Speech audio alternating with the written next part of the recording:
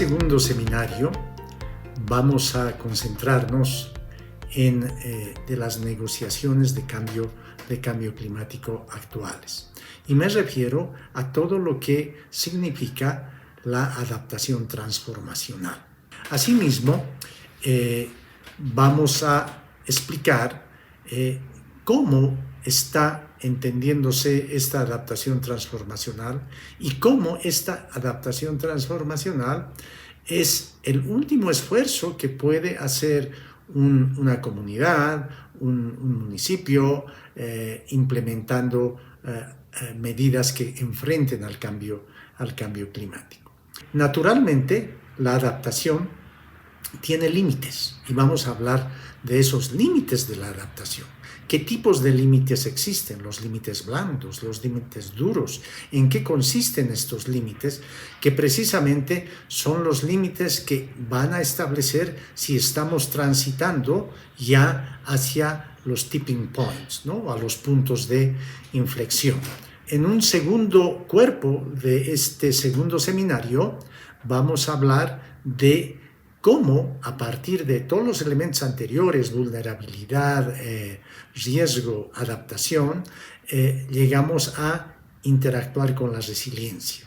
Y se va a explicar los conceptos de la resiliencia, los elementos que constituyen la resiliencia y que hay que considerar cada vez que se está hablando de implementar un proyecto resiliente.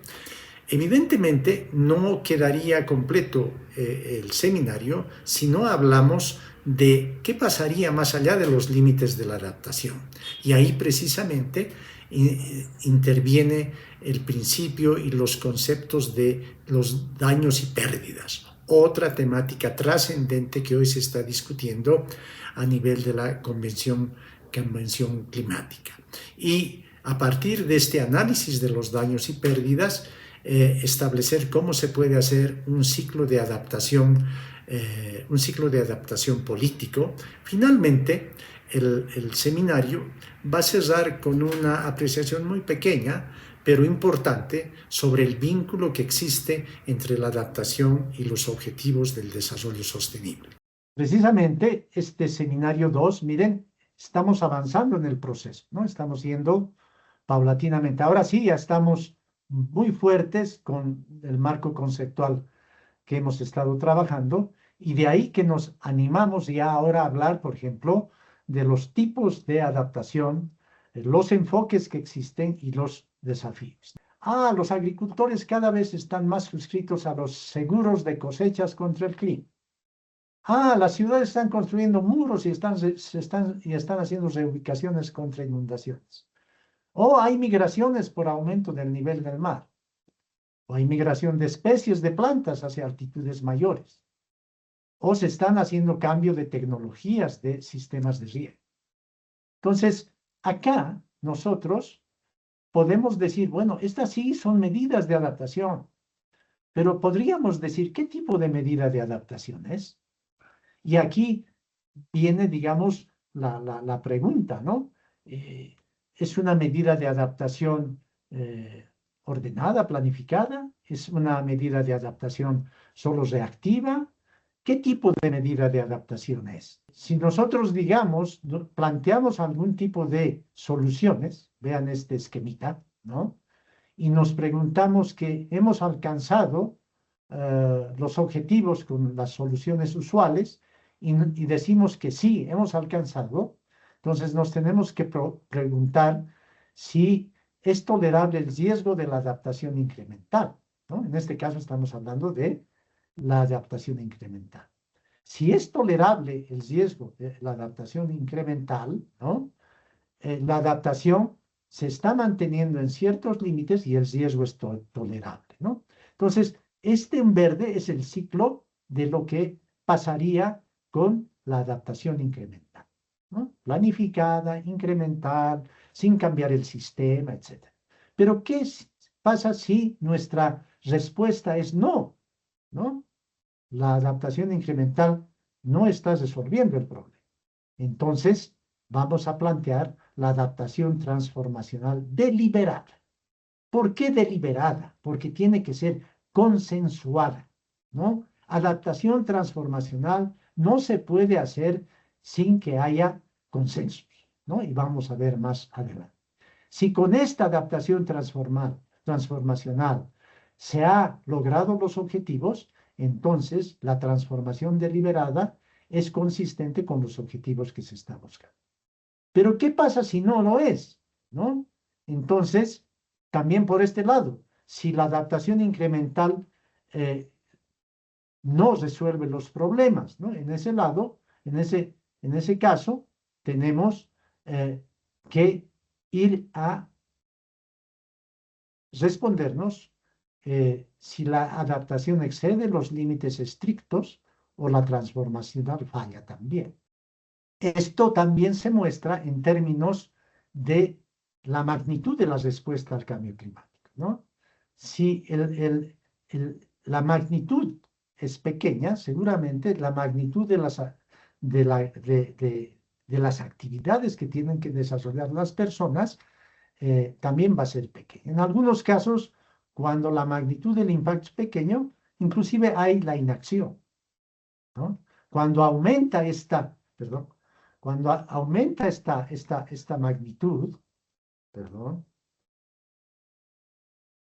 aumenta esta magnitud, ya viene el afrontamiento, ¿no? Sigue aumentando la magnitud de la respuesta y también se incrementa la magnitud de la intervención, de la aportación de la gente, ¿no? Ya entramos a la adaptación incremental. Y en magnitudes ya enormes, ¿no? Ahí sí tenemos ya la adaptación transformativa, donde la exigencia de la participación de las personas es mucho mayor.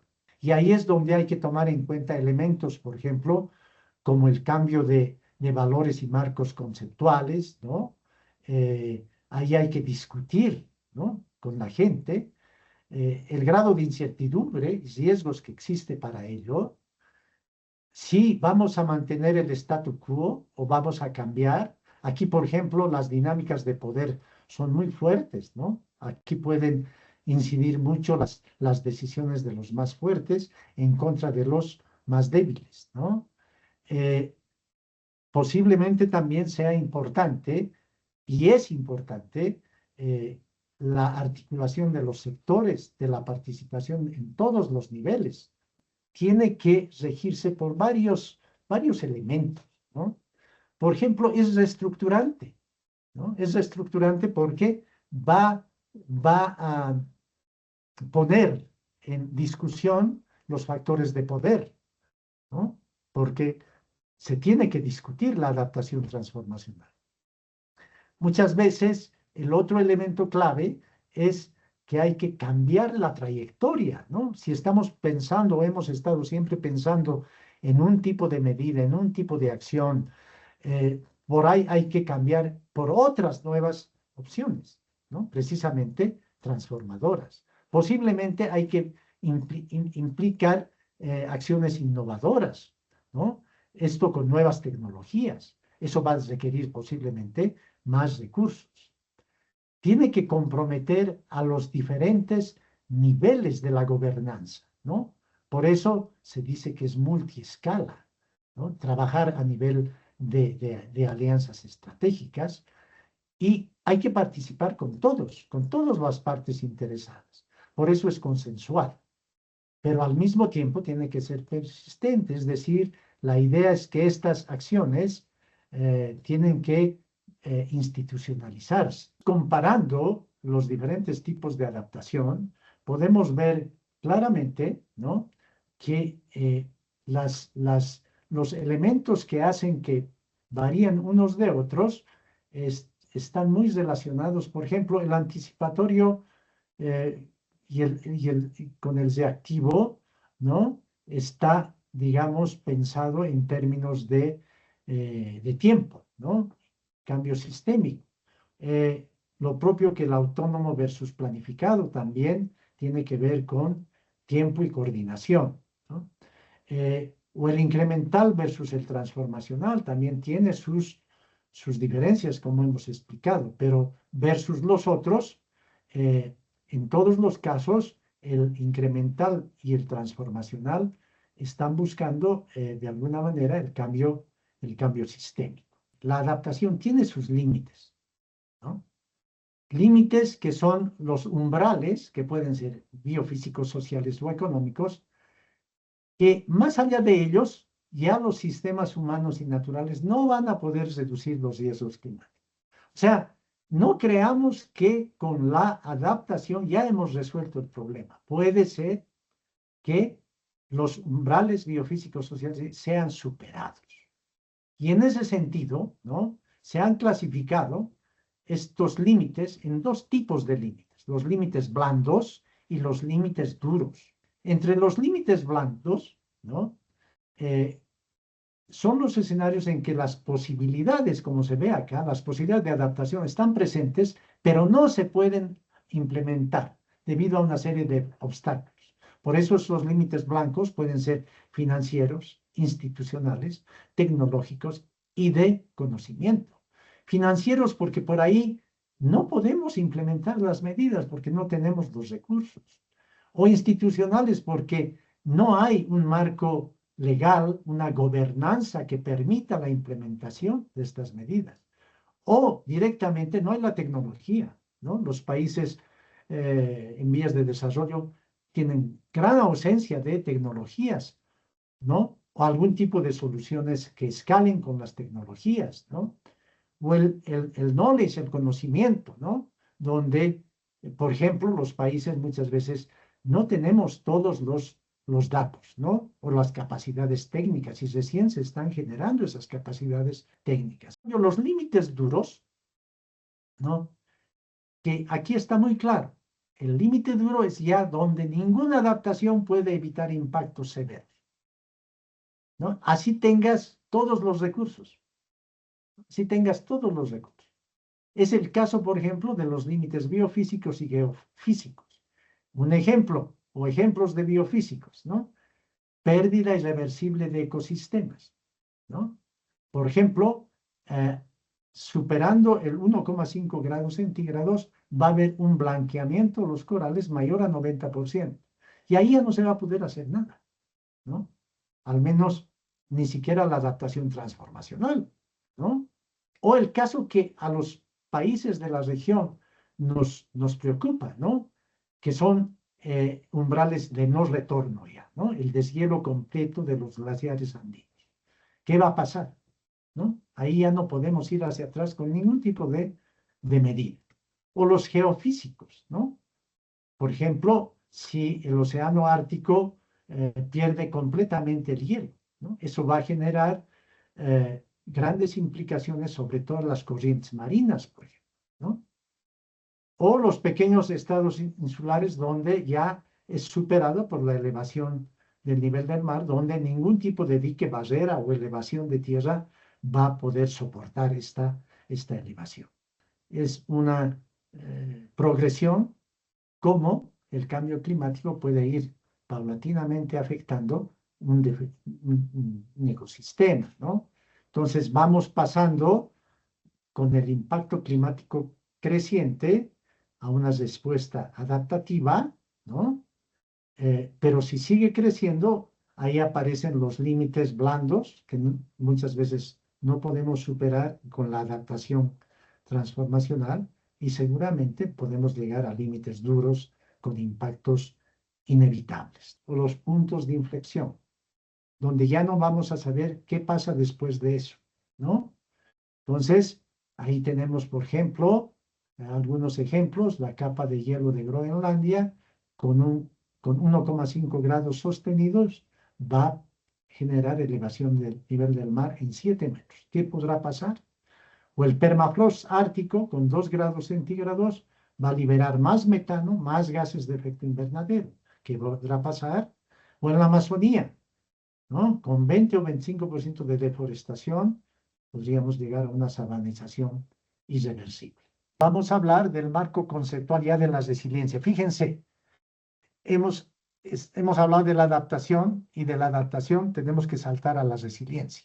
Algunos elementos, metodologías, vamos a entrar a daños y pérdidas, el ciclo político de la adaptación y ojalá alcancemos a la adaptación y su vinculación con los objetivos del desarrollo sostenible.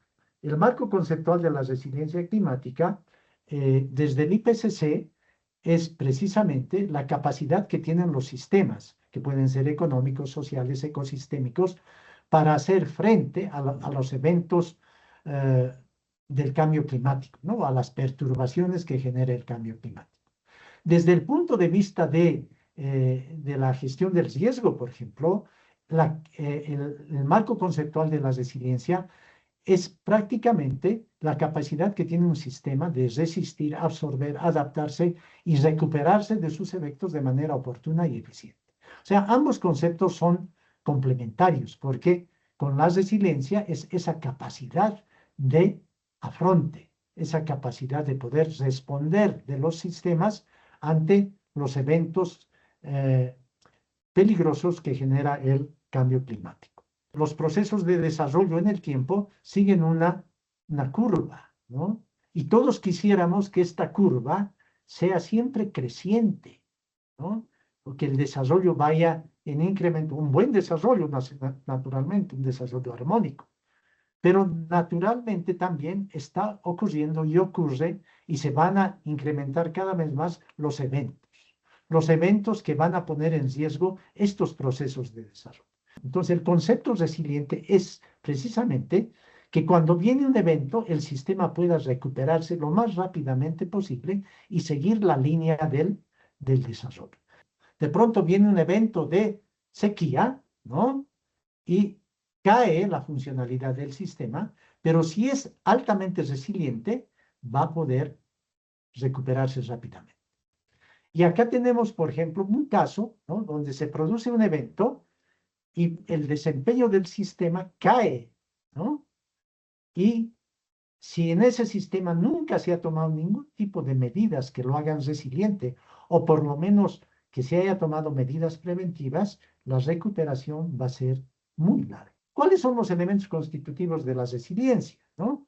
Hay muchos autores que hablan de diferentes elementos de la resiliencia, ¿no? Se habla, por ejemplo, de la robustez del sistema, de la redundancia, de la modularidad, de la flexibilidad. Hay múltiples ejemplos o métodos, pero normalmente un método general es, por ejemplo, hay que escanear al sistema, hay que ver en qué consiste el sistema, ¿no?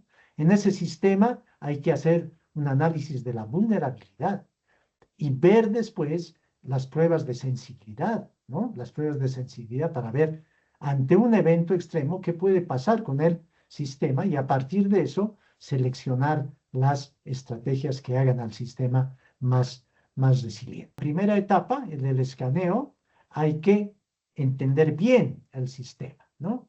Y hay que ver en ese sistema las condiciones presentes y futuras. Aquí, por ejemplo, hay que ver el tema del cambio climático, ¿no?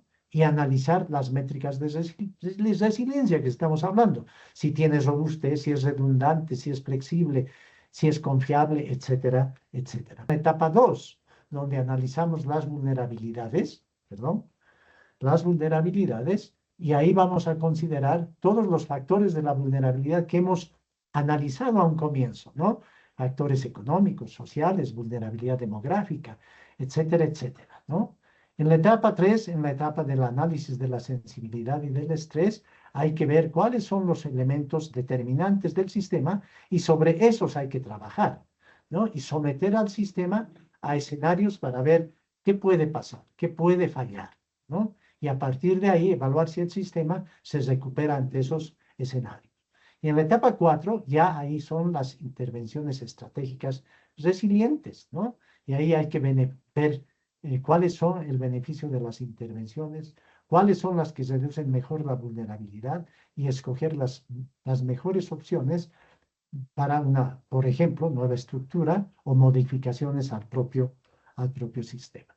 Por eso, este proceso de cambio que hemos ido mostrando desde el riesgo en el IPCC, en el informe del IPCC 5 al 6, donde avanzamos hacia el desarrollo resiliente, ¿no? Y por eso decimos que la resiliencia y la adaptación mantienen una relación bidireccional complementaria, que en función de la intensidad del shock, ¿no? Si queremos buscar resiliencia en función de la intensidad del shock, nosotros vamos a tener diferentes tipos de respuesta. Normalmente, cuando es muy bajo el shock, lo que se hace es el afronte, ¿no? La capacidad de absorción, el afronte. Y eso normalmente se da con la respuesta inmunitaria en algunos casos, lo que se conoce estar centrado en la protección social de respuesta al shock, ¿no? Pero si el nivel incrementa, ¿no?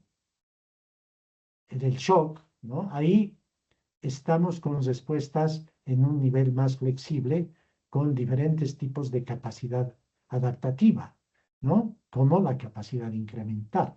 Acá, por ejemplo, estamos hablando que ya nos estamos centrando en la protección social adaptativa.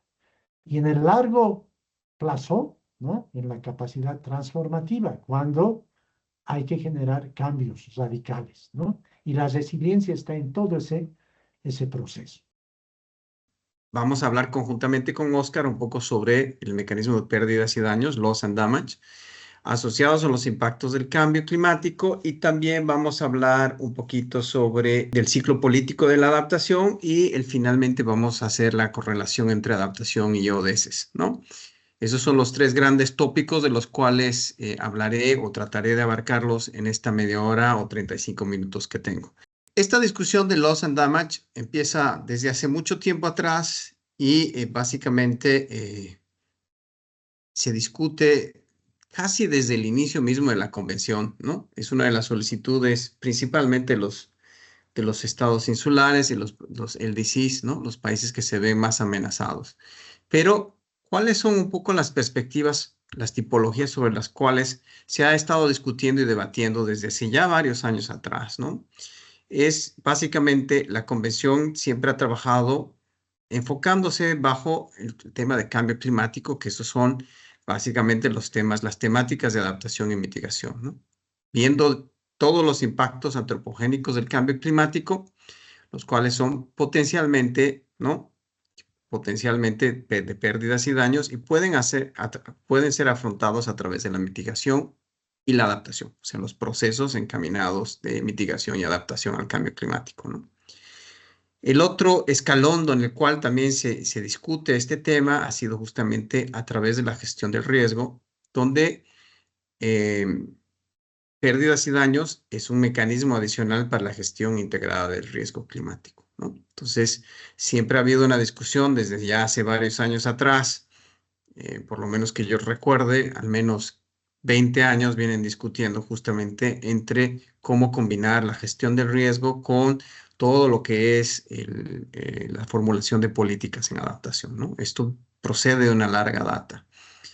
Y finalmente tenemos las tipologías de los límites, referidos a los límites a la adaptación. ¿Qué pasa? Que cuando desencadenamos todos nuestros esfuerzos posibles, planificados o no planificados, pero al final llegamos a una situación en que ya no se puede implementar más medidas de adaptación y lo que nos espera es básicamente loss and damage, es pérdidas y daños, y esto se centra básicamente en los impactos relacionados con el clima, con el cambio climático, y más allá de los límites de la adaptación, ¿no? Esto pasa, por ejemplo, cuando sube el nivel del mar y desaparece una isla. Es uno de los ejemplos clásicos. Entonces, al ocurrir esto y no se puede hacer nada, se convierte en un tema existencial. Esta situación límite también puede ser entendida desde un punto de vista político de los grupos de negociación entre algo que va desde la adaptación y la mitigación, la gestión de riesgo, los límites de la adaptación y el tema existencial. Donde acá tenemos básicamente qué países o qué partes, ¿no? Son los que están enfocados o han apoyado a lo largo del proceso de negociación de cambio climático ciertos abordajes. Los países desarrollados se han centrado básicamente en desencadenar procesos de adaptación y mitigación hasta que aparece el mecanismo de Varsovia, ¿no? Luego tenemos en el tema de los estados insulares que están acá, que sí se ven amenazados de una forma existencial, porque no importa qué es lo que hagas, el mar va a seguir subiendo su nivel y al final va a terminar ganando pedazo del terreno de la isla, ¿no? Entonces no tienes a dónde protegerse. También apoyan fuertemente esto entre los límites de la adaptación y un tema existencial, los países menos desarrollados, que se los denomina como LDCs en inglés, y después hay una serie de actores que han estado trabajando, que justamente son los que hacen campañas sobre la justicia climática, que hablan justamente de los riesgos existenciales, los expertos en adaptación que han estado mencionando desde el quinto reporte del IPCC, ¿no? El quinto reporte, y en el sexto reporte aparece claramente esta definición de pérdidas y daños y los límites de la adaptación. Justamente combinan varios de los elementos que he mostrado en los slides anteriores, ¿no? Tenemos básicamente los procesos de adaptación y mitigación, gestión del riesgo y temas existenciales. Lo interesante de esta filmina es que acá tenemos básicamente los límites de la adaptación, el tema existencial, y se incluye una valoración que está cada vez más en boga, que es justamente la discusión sobre la justicia y la equidad, ¿no? Entonces, estos son los límites que se marcan desde un nivel tanto nacional como local. Un riesgo incremental, ¿no? Que se trabaja a través de la reducción de riesgo, se lo trabaja también a través del riesgo financiero y la retención o distribución del riesgo, ¿no? Para tratar de no alcanzar los límites de la adaptación, ¿no? Todo este marco requiere de un apoyo de financiamiento, mientras que la adaptación transformacional habla sobre la transformación de los medios de subsistencia, pero si esto ocurre y se convierte en algo transformacional, al final los impactos generan un proceso de migración y retroceso, ¿no? Entonces, afectan de manera clara a los temas existenciales, ¿no? Al final, tenemos también que es muy importante que, además de tener financiamiento, apoyo y tener gestión de riesgo, también hay varias cosas que hay que considerar, ¿no? Si el foco del trabajo es ex ante en estos procesos, o ex ante and post o ex post, ¿no? Dependiendo cuál es el nivel de preparación que existen en los países o en las comunidades específicas, y entendiendo un poco cuál es la capacidad adaptativa que uno puede tener para afrontar justamente estos riesgos y el tema del impacto a un nivel donde los límites de la adaptación ya no son posibles. El ciclo político de la adaptación, ¿no? Que en inglés se lo determina como PCA, ¿no? Policy Cycle Adaptation. Este ciclo político de la adaptación sale básicamente de esta fase, de diferentes fases. La primera, que es la determinación de impactos, vulnerabilidad y evaluación del riesgo, ¿no? La formulación de planes, procesos e incorporación en las políticas. La determinación financiera o económica de los beneficios de la implementación y la resiliencia. El monitoreo, evaluación y aprendizaje, lo que se conoce como MAIL en inglés. Y el reporte, ¿no? Y finalmente, el acceso al financiamiento, información y desarrollo de capacidades. Dentro del enfoque del proceso de adaptación, ¿no? Hay diferentes fases, ¿no? Por ejemplo, definir y alcance y reunir información. Por ejemplo, para una línea base física y socioeconómica, donde se determina de tendencias en el uso del suelo y escenarios de cambio climático, ¿no? Se caracteriza la amenaza, se hace un perfil de la amenaza, incluyendo la cronología de eventos recientes de inundaciones o sequías. Se evalúa la existencia de vulnerabilidad. ¿Cuál es la vulnerabilidad? Que considera una variedad de factores de vulnerabilidad, que eso lo hemos visto en la clase pasada. Predecir los futuros riesgos climáticos y sus impactos. ¿Cuáles en este caso? Si fuese un tema de agua, análisis hidrológico que predice impactos potenciales de eventos futuros impulsados por el clima, ¿no? Y finalmente, formular y evaluar opciones de adaptación. Medidas de adaptación, tales como políticas y soluciones de infraestructura a los riesgos climáticos existentes y futuros. Para esto se requiere justamente procesos profundos de desarrollo de capacidades que te permitan elegir y planificar respuestas basadas en contenidos específicos. Esto es una de las últimas cosas que ha sacado el grupo de expertos de los países menos desarrollados. Y lo dejo aquí porque básicamente hemos hablado a lo largo de todo este seminario 2 de todos estos elementos. ¿Qué quiero decir con esto? Que básicamente tendríamos que empezar a pensar en qué parte cada uno de nuestros países se encuentra, ¿no? Se encuentra en el análisis de las evaluaciones, en la planificación, en la inversión y en la implementación, en el monitoreo, evaluación y aprendizaje, en el reporte o en los arreglos institucionales y de financiamiento, y también en la observación sistémica. Yo creo que todos los países, por lo menos de la región andina, han participado de alguna forma en todos estos procesos, ¿no? La parte más débil sigue siendo básicamente el tema del financiamiento y los arreglos institucionales para financiar las medidas y las políticas, ¿no?, contempladas. Recordarles que, bueno, estos son los ODS, ¿no? Y aquí tenemos básicamente el ODS 3, que es el de cambio climático, pero sí hay relación con casi todos, ¿no? Fin de la pobreza, hambre cero, salud y bienestar, educación y calidad, igualdad de género, agua limpia y saneamiento, energía asequible y no contaminante, trabajo decente y crecimiento económico, industria, innovación e infraestructura. Acá pueden ver cómo la adaptación se relaciona con cada uno de estos ODS. Reducción de desigualdades, vida submarina, ciudades sostenibles, producción responsable, acción climática, por supuesto, ecosistemas terrestres, paz en instituciones, alianzas. Donde usted ponga el ojo, hay siempre un componente de adaptación al cambio climático que está intrínsecamente vinculado, ¿no?, con todo lo que es el alcance de las metas de los ODS. Aplicaciones que están siendo utilizadas para integrar adaptación a los ODS, ¿no? El ODS 6, agua limpia, el mecanismo del Fondo de Agua Merece de Perú integra la adaptación de las cuencas hidrográficas con la seguridad hídrica, beneficiando a 10 millones de usuarios al tiempo que protege los ecosistemas montanos y apoya los medios de vida rurales.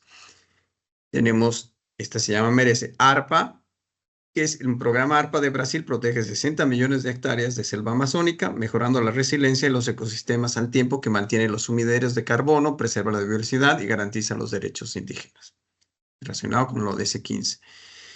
El tema de ciudades sostenibles, ¿no? La iniciativa de ciudades emergentes y sostenibles de Ecuador en Cuenca implementa la gestión integrada de inundaciones y la infraestructura resiliente al clima, al tiempo que mejora las condiciones de vivienda de las poblaciones vulnerables. Esto viene del BID, ¿no? Crecimiento urbano inteligente, renovación urbana del centro, movilidad urbana sostenible, reducción de la vulnerabilidad.